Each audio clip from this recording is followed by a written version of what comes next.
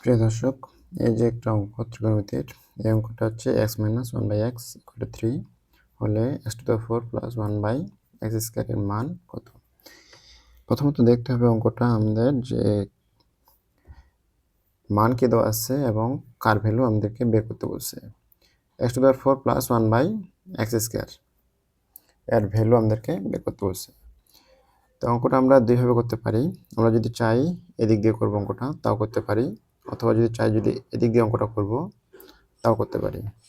তাহলে প্রথমত আমরা যদি চেষ্টা করি এদিক দিয়ে করি, তাহলে এই যে ভগ্নাংশ আকারে মানটা আছে এটাকে ভাঙায় নিলে আমরা অঙ্কটা সহজে করতে পারবো।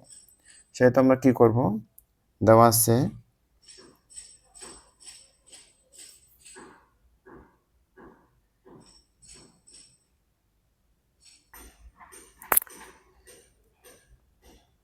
অতএব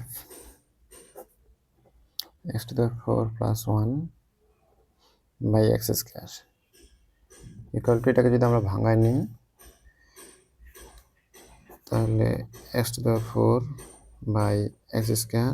+ 1/x² ইকুয়াল টু কি, লব এবং হর যদি কেটে দিই তাহলে হচ্ছে কি x² + 1/x²। এই যে অঙ্কটা এখন একটা ইকুয়েশন আকারে আসছে, তাহলে এটাকে আমরা এখন সহজে ক্যালকুলেশন করতে পারি। তাহলে কি করব, তাহলে a + b হোল স্কয়ারের সূত্র ফেলব। এখানে a + b হোল স্কয়ারের সূত্র দুই প্রকার হয়ে থাকে। তাহলে কি a - b whole square, a - b whole square plus twice b equal to কি x - 1/x, এর ভ্যালু দেওয়া আছে কত আমাদের, এর ভ্যালু দেওয়া আছে 3। তাহলে হচ্ছে 3 স্কয়ার প্লাস এই লব এবং হর কেটে দেওয়া যায়, তাহলে হচ্ছে 2 ইকুয়াল টু 9 + 2 ইকুয়াল টু 11।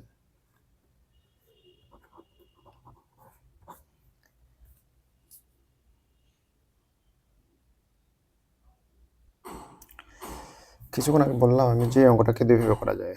এখন প্রথমত হচ্ছে যদি আমি অঙ্কটা এই পাশ দিয়ে করি তাও অঙ্কটা করা যাবে। তাহলে আমি এখন এই পাশ দিয়ে করার ট্রাই করতেছি। দেওয়া আছে x - 1/x ইকুয়াল টু 3 বা x - 1/x whole square equal to 3 whole square. তাহলে কি করে পাই, ওই পাশে বর্গ করে পাই, বা a - b হোল স্কয়ার সমান কি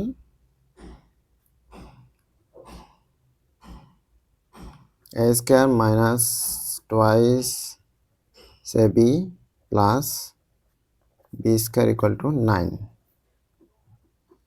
বা লব এবং হর কেটে দেওয়া যায়, তাহলে হচ্ছে কি x² + 1/x² equal to 9 plus 2, বা এটাকে যদি আমরা ভাঙের লসাগু করি এই পাশেরটাকে, তাহলে x² x² 4 plus 1 equal to 11। অতএব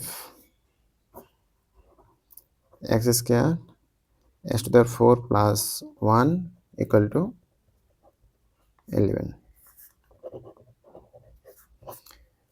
অতএব প্রিয় দর্শক, আপনারা দেখলেন যে অঙ্কটা আমরা দুইভাবে করতে পারি।